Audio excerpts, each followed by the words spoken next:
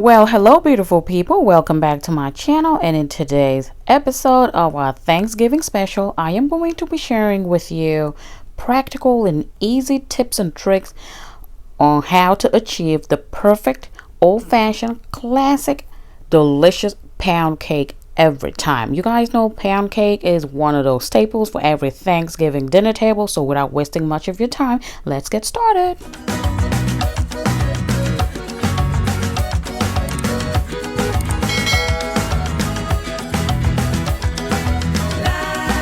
So tip number one is that you want to sift your flour and basically your dry ingredients. This makes it really nice and airy and lump free.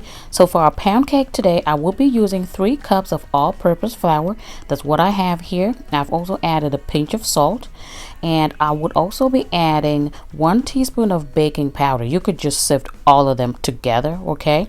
It makes it really nice and airy and free of lumps. So it's always a good tip and gives you better measurements. So now the second tip is about measurements. If you want to have the perfect consistency each time, you got to measure out your ingredients. I know we are used to eyeballing stuff, but when it comes to baking and consistency, just measure your ingredients. It would not take more than a couple of minutes. I will be using my stand mixer, and to that we will start with our fats. This is 2 sticks of my Kerrygold butter. You actually need 3 sticks of butter, but I am using 2 sticks of the Kerrygold and half a cup of Crisco butter flavor shortening. Now all this is just an equivalent of 3 sticks of butter. So if you do not use shortening, just go ahead and use 3 sticks of butter, and this is salted butter, by the way. Then you would also need an 8-ounce pack of Philadelphia cream cheese or any type of cream cheese. Okay, now make sure that all of your ingredients, your fats, are at room temperature so they can blend easily, and this would avoid you overbeating your ingredients. That is our next tip. Okay, so now I have all the fats in there, the butter, the cream cheese, and the shortening. And by the way, you do not need a stand mixer. You can actually use a hand mixer in a large bowl to do this. Just make sure your ingredients are at room temperature. So make sure that you're also beating on low speed, low to medium speed. Start on low and increase it gradually. You would notice that throughout this whole recipe, I did not go further than number 4. That was the highest that I used, 10 being the highest. So always beat on low to medium speed. That is our next tip. All of this is just to make sure that we do not compromise the integrity and the texture of this cake when it comes out of the oven. Also, our next tip, always scrape down your bowl if you were using a hand mixer, and if you're using a stand mixer, make sure that you stop at least once in between to scrape off everything and make sure that you're beating everything evenly. All right, so I've been beating this for a couple of minutes, and as you can see, it is nice and creamy, just the way I want it. Now it is time to add our sugar. It is important that we use the creaming method, and that just means that we beat our fats until they're really nice and smooth before adding our sugar and beat it some more. Now for my classic pound cake, I use 3 cups of sugar, but sometimes it's a little too sweet for me, so I usually would cut it down to 2.5. If you were somebody that is really trying to cut down on sugar, you can also go with 2 cups of sugar. It is going to be as sweet, but 3 cups of sugar is the actual recipe unless you do want to alter it. So like I said, I used 2.5 cups of granulated sugar. You also want to beat this. This creaming method is so important, and let's not forget cleaning as we go, very important. Again, I stopped to scrape my bowl and the beaters just to make sure that I don't have any clumps in there. And then still on number 3, I beat this. Once it's incorporated, now here I have 5 eggs, also at room temperature. Very important. You do not want to work with cold eggs or cold ingredients generally. Okay, so make sure that you also crack them separately. That way you can catch any shells that may fall into the eggs, because if you put it directly into your mixer, child, is gone. And that brings me to our next tip. You always want to add your eggs one at a time. Very important. It took me a while to actually understand the difference that this makes. You want to put 1 egg, beat it for like a few seconds, get that incorporated, go with the second one. Look, it's just about patience. You just got to be patient with it, and you would have the perfect cake each time, trust me. So I have incorporated all the 5 eggs. You could see that the mixture is so nice, and it just looks so good. It looks like a cloud. And now next we are going to add those flavors. You always want to bump up your flavors with complementing flavors, always very important. So now I'm using 1 teaspoon of vanilla and 1 teaspoon of lemon extract. These two complement each other so beautifully. Now almond extract is another flavor that works really nicely in a pound cake. If that's what you like, by all means go for it. So just make it yours. And now it is time to add milk. Now I am using buttermilk today, and it's a room temperature. You can use whole milk, but I am using buttermilk. And the next tip is that you want to alternate the liquid and the dry ingredients. So you want to put some of the flour and next go with some of the buttermilk and repeat the same process until you have the whole all the ingredients incorporated in your mixer. So I'm going in with some buttermilk.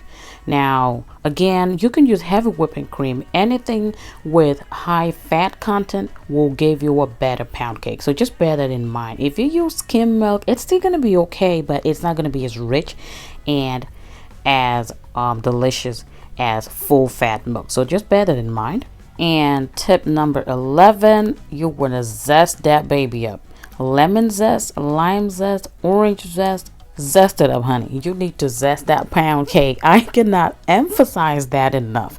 So I use 2 lemons, and you could use 1 to 2 tablespoons, but I recommend 2 tablespoons of lemon zest. And make sure when you're zesting, do not go too deep on the white part because it's going to be bitter, and you don't want that. You want the yellow or the green part depending on what you're using, whether it's lemons or limes.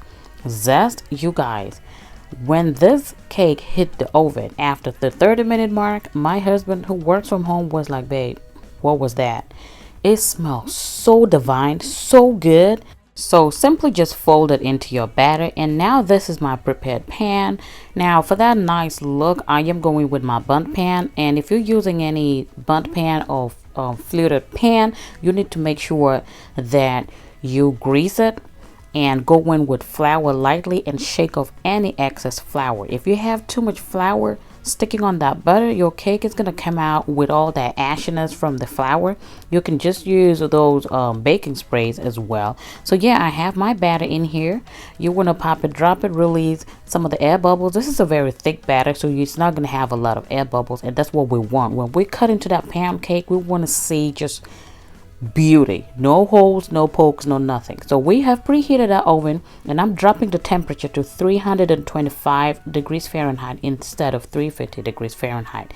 This just lets my cake bake slower and steady, and after an hour and 20 to 30 minutes, this is what it looks like. Our pound cake is out. Mine took about the entire 90 minutes, which is an hour and 30 minutes. But after the 1 hour and 20-minute mark, you want to check it and make sure that a skewer inserted in the middle comes out clean. Now you want to let your cake rest. You want to let it rest all the way down to room temperature. Do not mess with it at this point. And once it's cooled down, that grease pan is going to give you all of that beauty. Look at that. It came out so beautifully. There was no mess. Now I just like to go in with some and dust it with some powdered sugar. If you want to go an extra step, you can decide to make a glaze, but I find pound cake so satisfying, so wholesome, and just so delicious and sweet on its own. I don't usually put frosting on my or glaze on my pound cake, so I just go in with some of that powdered sugar. But by all means, you could go with a cream cheese glaze or whatever you want. So this is our moment of truth. Look at our pound cake. Can you see that? Now y'all don't even need to touch this. Texture, it's speaking texture, guys. Look at that. There are no pokes, no holes. It is just dense and nice and very soft. This pound cake literally melts in your mouth. If you're eating pound cake and you put it in your mouth and it just melts, baby, you have succeeded. And let me tell you, if you follow these tips that I gave you, there is no way your guests are not going to be wowed this Thanksgiving and anytime you make this pound cake. You see that golden brown crust? It is everything. warm up a cup of coffee or tea and have this in the morning for brunch or whatever time of the day, you are done. So please add this recipe to your Thanksgiving menu. Share with your friends and family. Tell them about Mansa Queen and bring them on board. Over here, we just want to make cooking a very enjoyable experience and less of a chore. Again, thank you guys so much for watching, and I will catch you in my next one. In the meantime, stay safe, y'all. I love you. Bye.